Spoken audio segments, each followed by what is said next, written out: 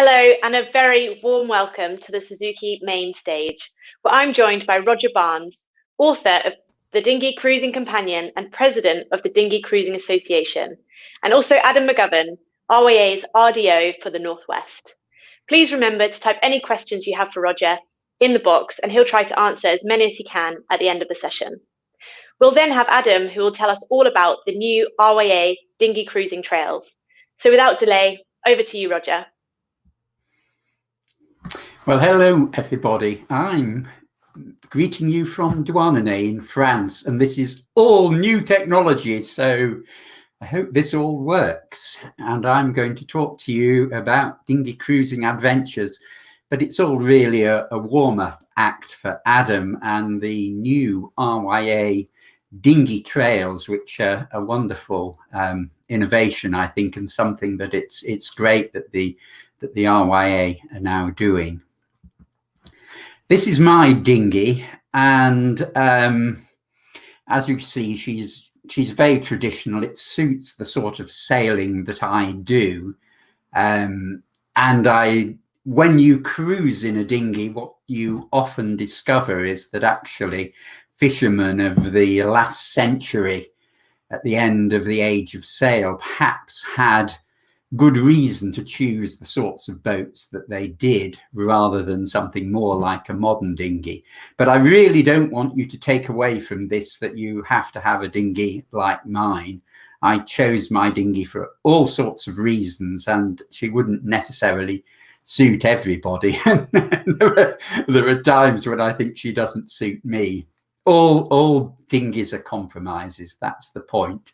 And what I always say is that if you've got a decent dinghy already that isn't perhaps an out-and-out racing boat, that's probably the dinghy that you should start cruising in rather than buying something new and different. And this here is me starting dinghy cruising an awful long time ago on Windermere in the northwest of England. And that's me and my brother. I'm the person rowing. I'm in control there. And as you can see in the background, lots of the wooden motor cruisers of the period and the bottom of the lake there.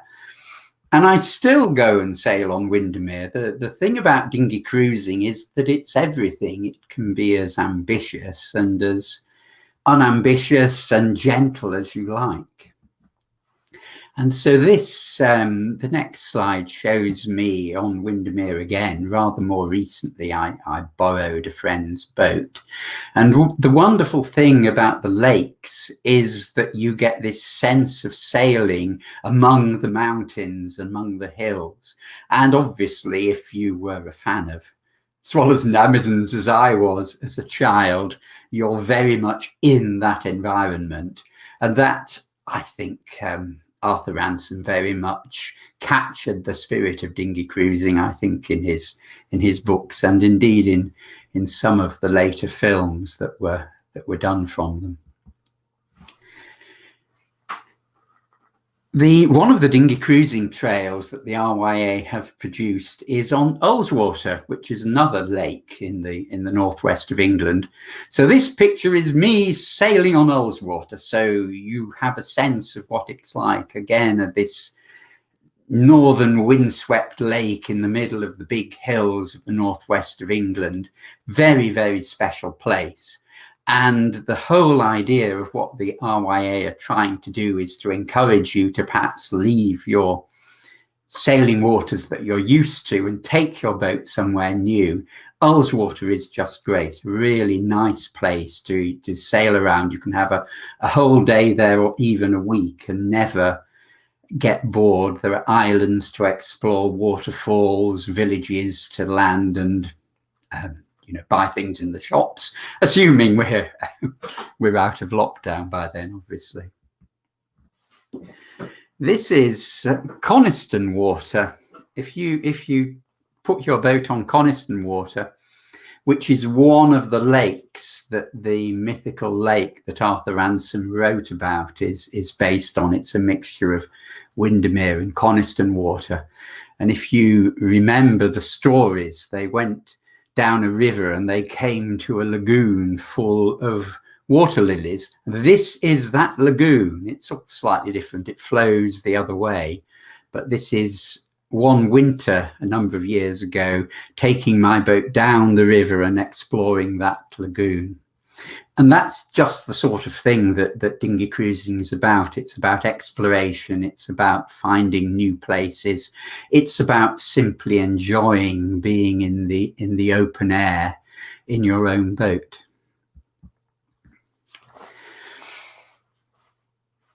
Dinghies. What are dinghies? People sometimes ask me what a dinghy is.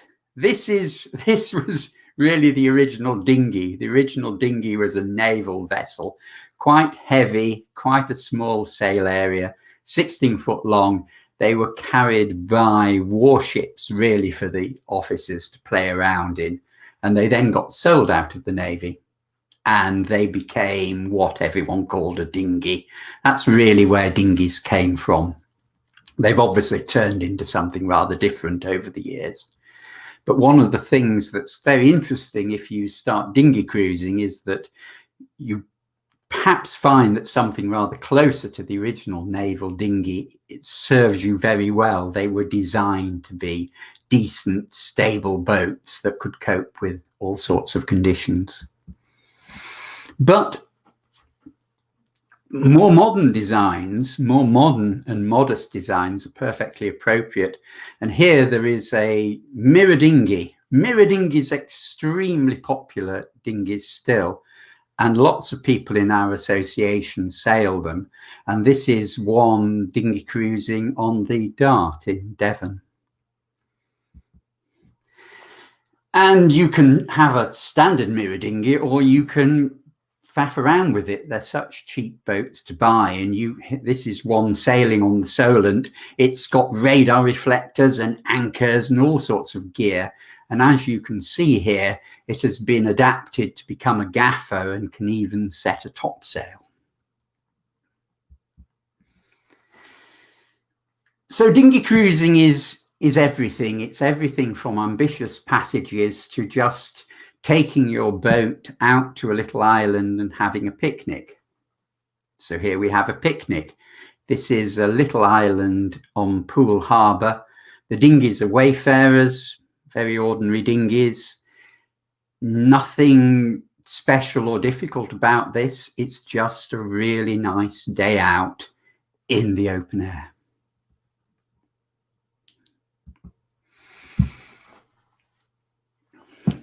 In recent years, there have been a number of dinghies brought onto the market that are very definitely aimed at the cruising market. Obviously, a Wayfarer is still a serious racing dinghy, and people still use them for racing, club racing in large numbers. But this boat here is a kittyweight dinghy, and that was, put onto the market purely for dinghy cruising.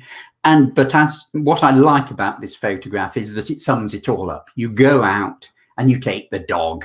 That's what makes it dinghy cruising. You've got the dog with you. So there you are. This is Rudyard Lake in Staffordshire.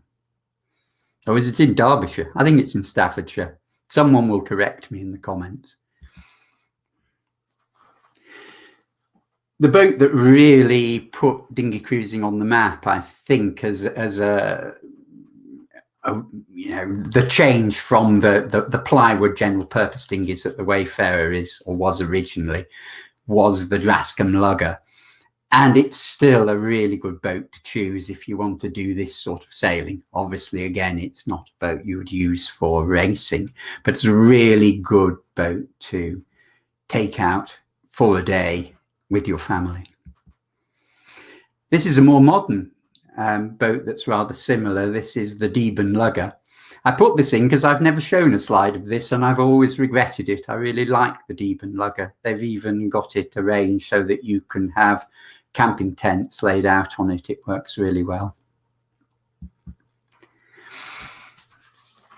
What I'm doing here is showing some rather different boats which you may never have heard of, just to make this presentation a little bit different. This is a boat called a Scamp, which was developed by an American magazine and designed by a New Zealand boat designer called John Welsford. It's 15 foot long, and as you see, it's a very cute little boat, absolutely purpose designed for cruising, dinghy cruising. Someone's actually taken this down to Terra del Fuego and gone through the Magellan Straits in this boat. And what's really interesting about it is that Welsford, that's him there in this picture, Welsford has designed it not with a cabin, because cabins are a bit of a liability in a cruising dinghy. You can perfectly happily sleep under a tent. But what's really nice is to have a little shelter where you can cook. You can stop and cook, and you can put a little toilet there or something. And this is what he does in his designs, which is really interesting innovation.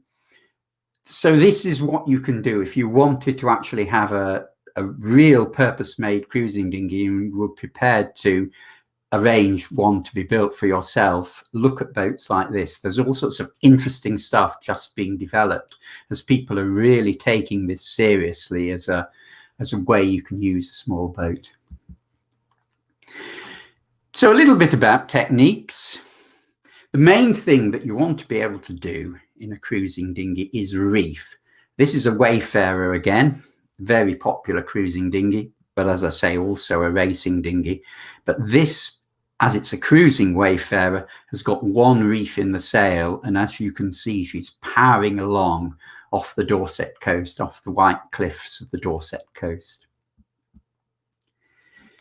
I obviously can reef my dinghy as well. My dinghy has rather more traditional reefing, but this is the real thing that distinguishes, I think, cruising boats from racing boats. We are interested, very interested indeed, in the ability to reduce sail to the conditions. We don't necessarily want to go absolutely blindingly fast. We want to be able to be certain that we're sailing within our abilities at all times, and being able to reduce sail is key to that. Rowing. The thing about dinghies is, of course, they can be used in all sorts of different ways. You sail them and you row them. This is my dinghy, and another one. We've just stopped for lunch on the River Tamar in, actually this is on the Cornish side of the river. This is exploring a canal and sculling over the stern. I'm going to say you should try and scull over the stern. When waters get really narrow, it becomes a thing to do rather than row. And on this same holiday, we actually went down this river and then ended up on another canal. And the other canal was completely choked with weeds. And so we ended up having to tow the boat from the bank, from the towpath, in fact, just with an oar stuck up in the bows of the dinghy, because we couldn't raise the mast. We had to go under low bridges. This is the whole point about this is it was an utter adventure. We had no idea we were going to have to use this canal, and we had no idea what conditions it would be in. We're not...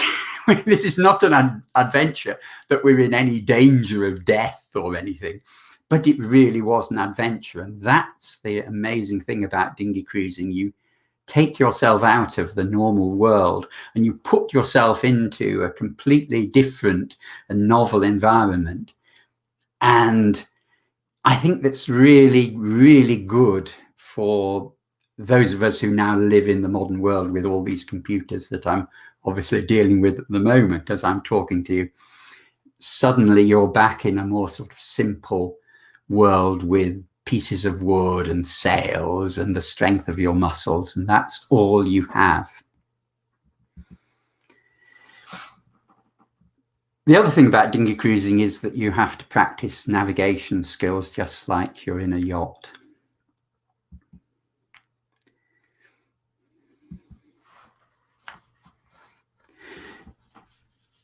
As you get more ambitious, you will want to spend some nights away.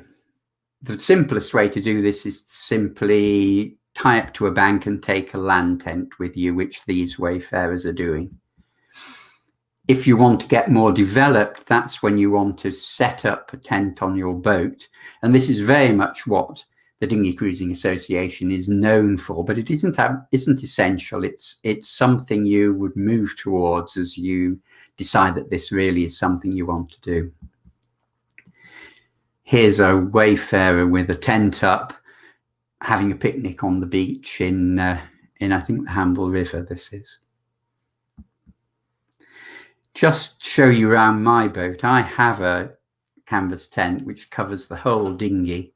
Here I am in Ditsom on the Dart, and I just lay out a sleeping bag in the bottom of the boat. I have places that I can cook, have a little cooker there. I have everything I need, and because the tent covers the whole boat, I have a lot of space. But you don't need to have a purpose-made tent. This is a mirror dinghy, and all it uses is a pop-up tent, a standard pop-up tent, lays some plywood sheets down to cover the well, and then you put a pop-up tent on the deck. And this works really well as a way to make your open dinghy into a proper cruising boat.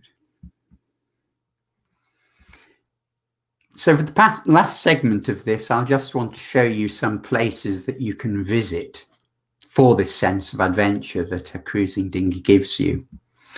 And I'm just really going to focus on the Bristol Channel. So it's just a normal part of Britain, but it's somewhere that many people don't visit. And yes, it has a reputation of being like that. Muddy creeks, great big bridges between England and Wales.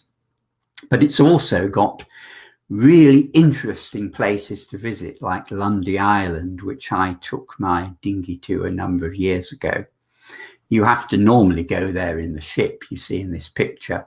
But as you can also see, my dinghy went there, and there she is alongside this amazing island that feels a world away from your normal life. And it's just there in the Bristol Channel. Also in the Bristol Channel is Clovelly. Extraordinary little place. Here we are with our dinghy just alongside this old quay there, and just the local fishing boats. No other visiting yachts in this extraordinary, pretty little place where you feel like you've stepped back into the last century, or indeed the century before that.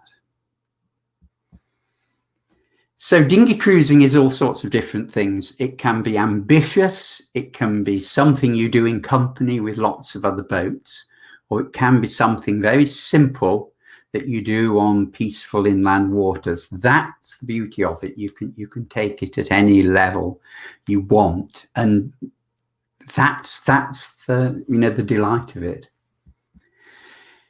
And I hope you will join the Dinghy Cruising Association if you want to take up dinghy cruising. We have this wonderful magazine that comes out 4 times a year. Some say it is the best sailing magazine available. I couldn't possibly comment. And I do hope that you'll also maybe buy my book. That would be very nice if you could do that. Thank you very much for listening to me. We're now going to talk about Dinghy Cruising Trails. Thank you so much, Roger. There's some beautiful pictures there of some of our home waters. And I'd now like to bring in Adam to talk about the RYA Dinghy Cruising Trails. Now, we've had loads of questions already, so we're going to try and get through as many of them as we can. So over to you, Adam. Hi, thanks, Hannah. And I've just got to refocus on what I was going to say now, because I just got that fascinating talks distracted me somewhat. But thanks for that, Roger. And it was great to see, being from the Northwest, it was great to see the Northwest featured at the start of there. So really, thanks a lot. So the Dinghy Cruising Trails, basically, they're simple maps and guides for exploring a piece of water. And these are going to be these are inland and coastal. So each trail that we've produced has got information on them, such as distance, estimated times, and any hazards and chart information that's needed. And there's also going to be information on them, such as the local history and the wildlife and the geography. So like Roger says, Ullswater is got loads of geography and history up there, so it hopefully brings the trail to life a little bit. Why are we launching them? Well, last year, loads of people have took to the water, and I think it's just, why not? I think it's a great time to try and promote the fantastic sailing locations we've got across the UK, and to encourage people to try somewhere new and get out on the water in the boat. I know myself and my daughter did a fair bit in Anglesey last year, and we're looking forward to having a look at some of these trails and trying somewhere new. With that in mind, we are always keen to make sure we're doing it as safe as possible. So what I'm going to bring up here is a couple of, you won't be able to see it, but it's on the website. But the 7 common senses to dinghy trails. So these are our safety guidelines that give you some advice on preparation and on the day for your trip that'll hopefully make ensure it's as safe and as enjoyable as possible. And we've also produced some wildlife guidelines that go along with this that will teach you how to respect the local wildlife that you may come across on the trails. So talking about the trails then, unveiling, we've initially got 6 trails that will be going up onto the RYA website, or they are up on the RYA website already, I should say. And we are going to add to these continuously throughout the months and years. So we've got 6 initially, and we're going to keep getting more. The ones that are up so far range from, well, up in Scotland, Cumbria, down to Brownsea Island on the south coast. And just what I'll do is I'll just bring one up in a bit bigger font so you can just kind of see the layout that we're looking for. So you've got 2 sides to it. You've got your map with the sort of guidance and the route information, and then the other side of the document has the area and some of the safety guidance. So that's kind of a brief overview of those guides and how they look. But they are now on the RYA website, available to download for you to use when restrictions allow and you can get on the water. So yeah, I would encourage it to go to the RYA website, look at the dinghy trails, and also you can get involved in helping us create new ones. So we will be launching a competition where people can submit their favorite trail, and the winner will turn that trail into one of our RYA dinghy trails. And not only will it go up on the website with our other trails, but you'll also get a framed copy to put as your trophy on your wall at home. So hopefully that's a little intro, and open to any questions. Thank you, Adam. I know that we've had loads of questions come in, so we're just going to work through as many of them as we can in the time that we've got. So the first question to Roger, how did you get into cruising, and what was your first overnight trip? Oh, well, as you saw in that picture, I was sort of brought up on the shores of Windermere. We lived originally near Carlisle, and then we moved down to Lancashire, but we used to spend most of our weekends on Windermere. So I graduated from paddling in the lake to rowing in the family Heron Dinghy. That was a Heron Dinghy there. Oh, my first overnight trip.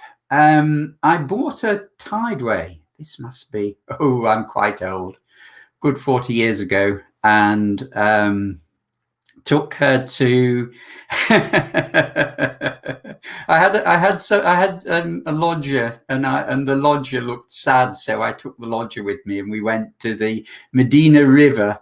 And it was high water in the middle of the night, and a cargo ship, a little cargo ship, came up the river, and in getting up, worried about it running into us, the floorboards we were propped up on broke and plummeted us into the water. And it was all a bit like that. But yes, that's what it was. It was on the River Medina. Don't take your lodger with you on your first dinghy cruise. That's the takeaway message from that. Top tip just there. Top tip, yes. Practice on your own quietly and get it all to work smoothly. A question in from Joe, and he asks, for someone who's just getting into dinghy cruising with children, what's your best £10 purchase and your best £150 purchase for cruising? Gosh, it'd be nice if people gave me warning of these. Cruising with children. Your best £10 purchase is probably going to be ice creams or something like that to keep them happy. you children need lots of incident. You know, they don't want to be going very far, and they want to land on beaches and do interesting things. And actually, the wonderful thing about dinghy cruising is it's much better for that than sailing a yacht. Yachts a bit more like cricket. You know, nothing happens for ages, and you know they're not really terribly interesting for children. Best £150 purchase. Gosh, I don't know. I have to say, I would say the thing about dinghy cruising is that it isn't really in the go out and buy things sort of economy. It's a bit like you adapt things you already have. But I imagine I would have to say nowadays it would be a VHF, a handheld VHF.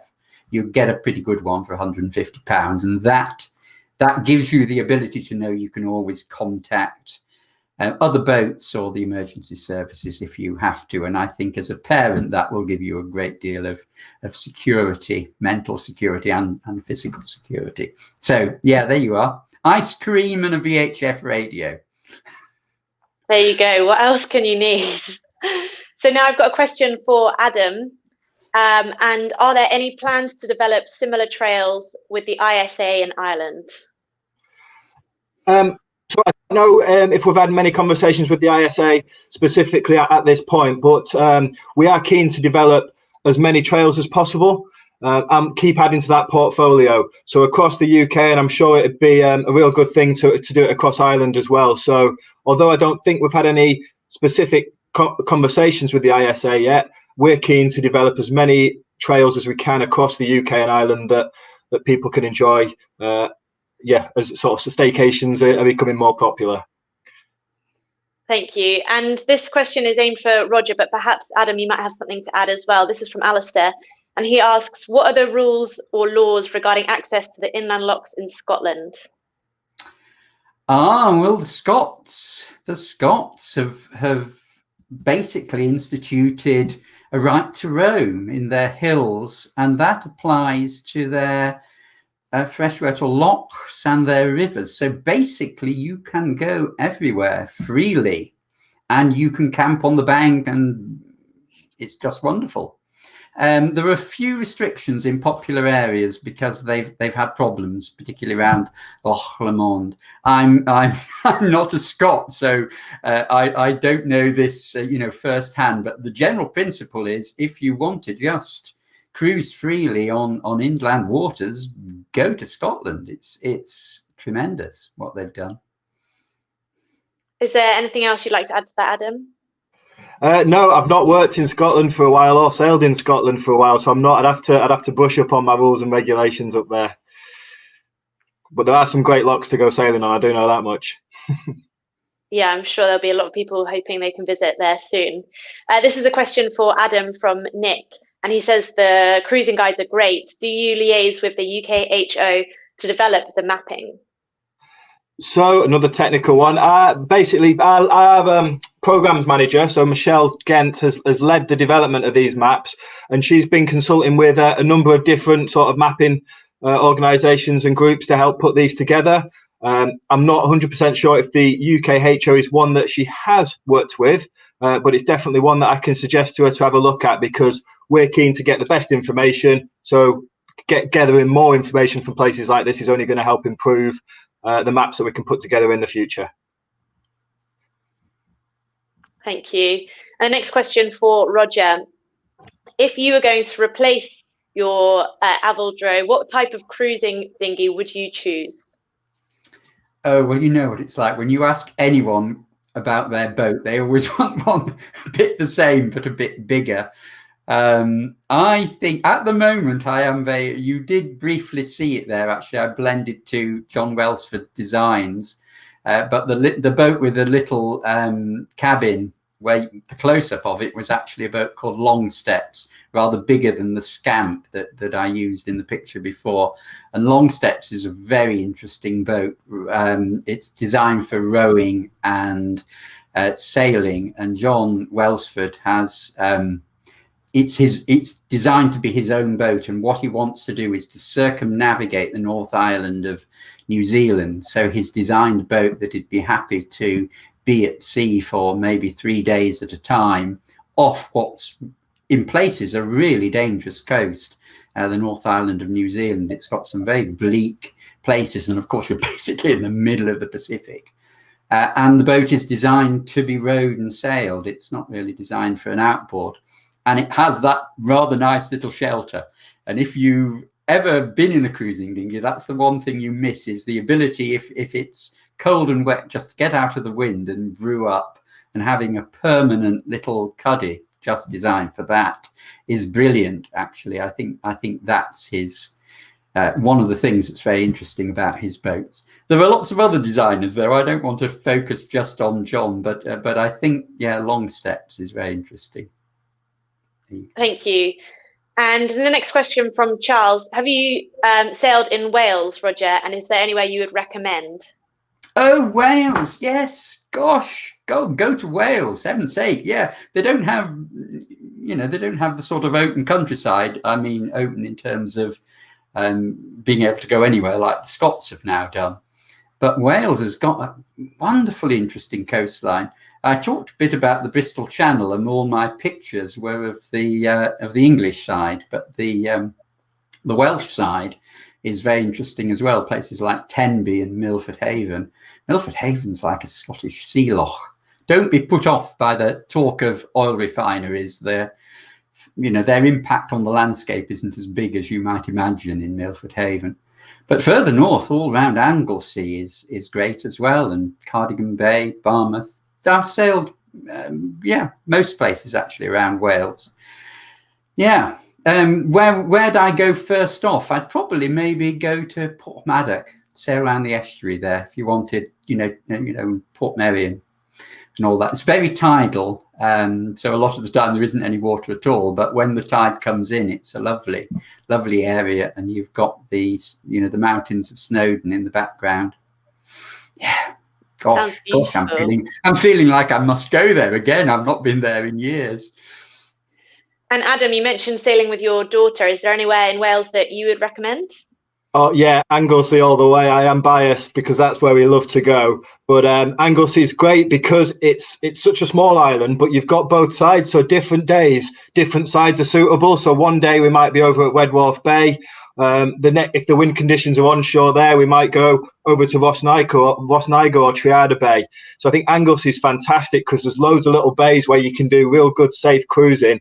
I do it with my daughter who's only 3, but it's just fantastic. There's so many different locations, but I say, yeah, Rossniger, Triada, and Wedwharf Bay have got to be my top 3 favourites on Anglesey.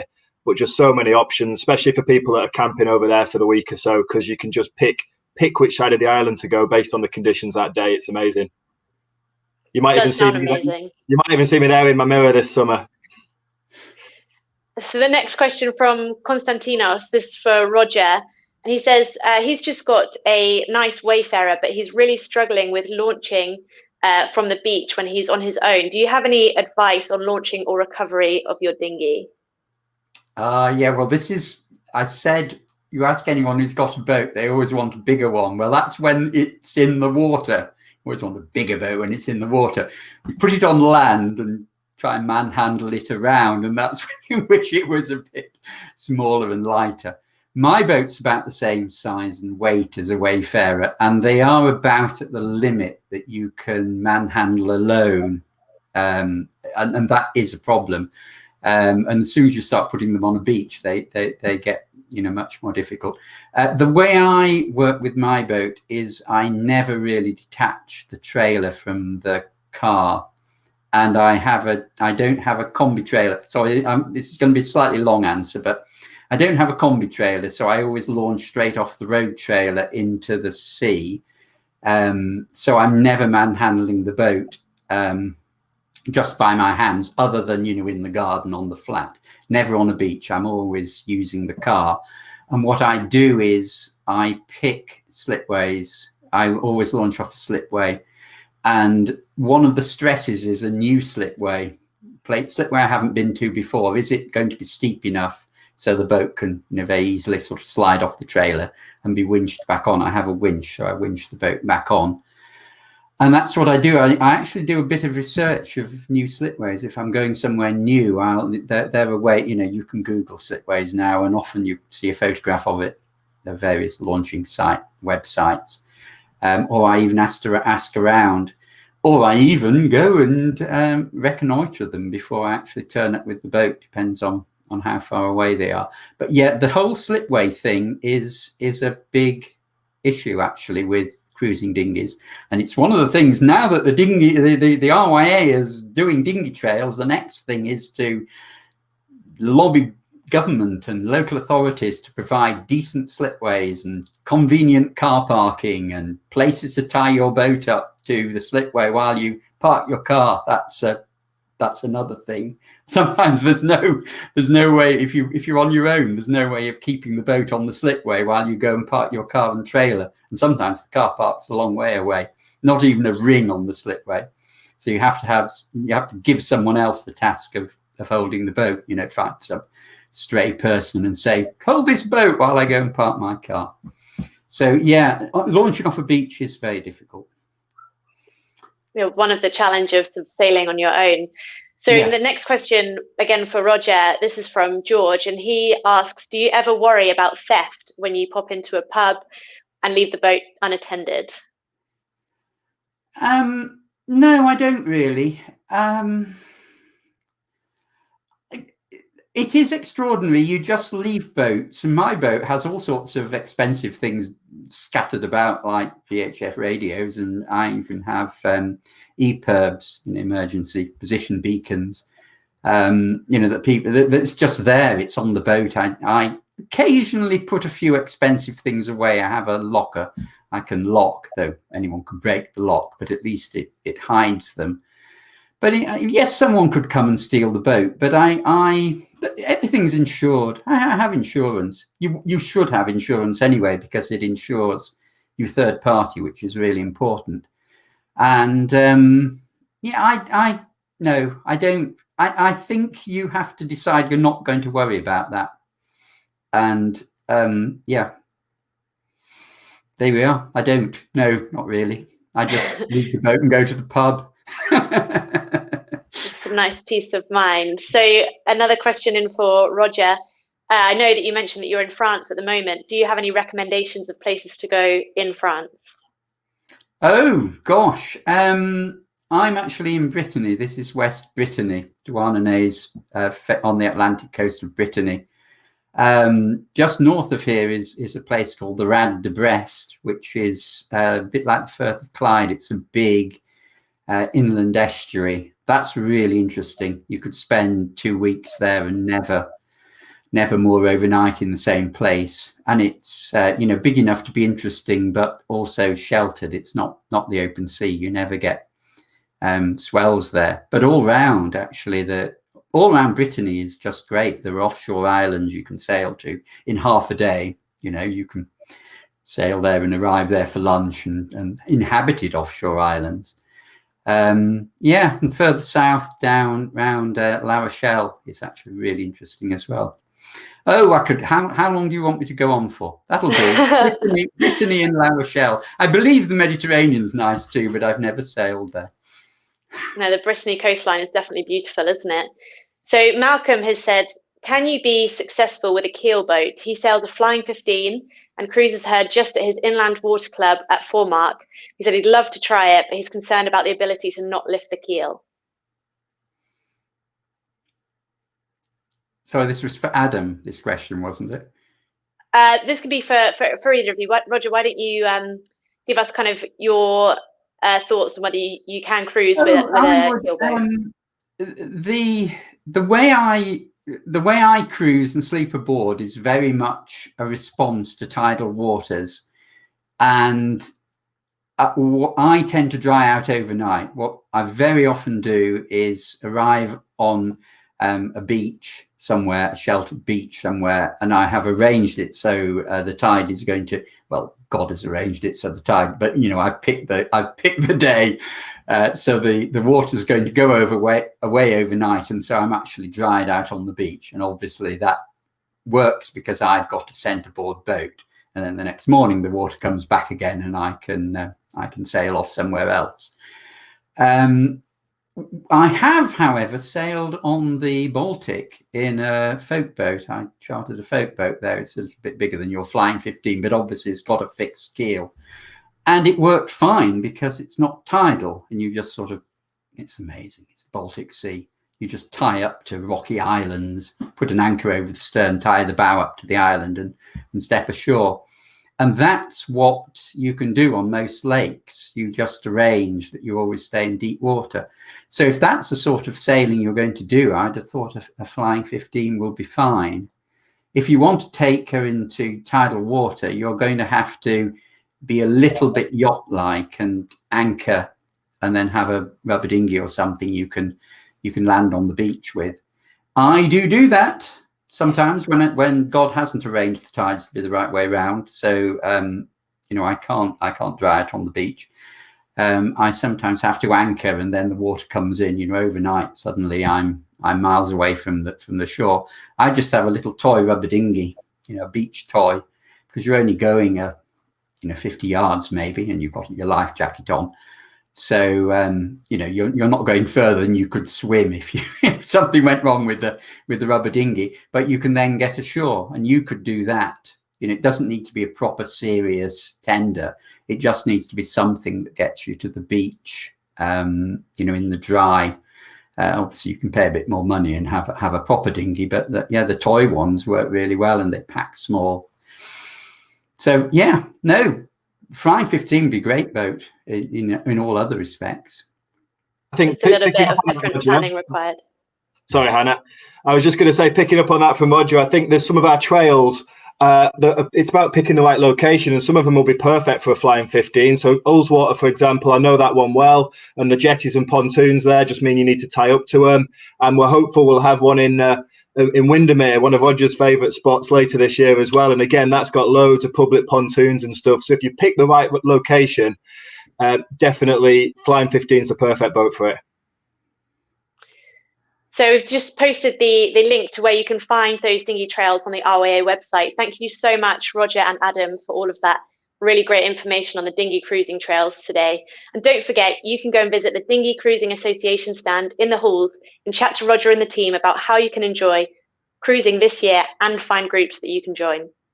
Next here on the main stage is something you don't want to miss. Kate Fortnum from the Green Blue is joined by Saskia Stills of the British sailing team to discuss the need for protecting our playground. Thank you so much for watching.